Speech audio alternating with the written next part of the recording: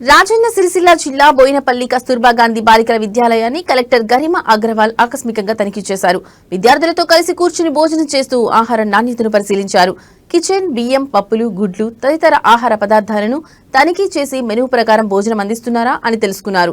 విద్యార్థులతో మాట్లాడి పోషకాహారం ప్రాముఖ్యతపై అవగాహన కల్పించారు. వార్షిక పరీక్షలకు సిద్దమవుతూ అన్ని పాఠాలను చదవాలని, రాయడం అలవాటు చేసుకోవాలని సూచించారు. అలాగే పాఠశాలలో జరుగుతున్న గదులు, టాయిలెట్ల నిర్మాణ పనులను పరిశీలించి త్వరగా పూర్తి చేయాలని అధికారులను ఆదేశించారు. చదువే భవిష్యత్తుకు బలమైన పునాది అని విద్యార్థులకు తెలిపారు.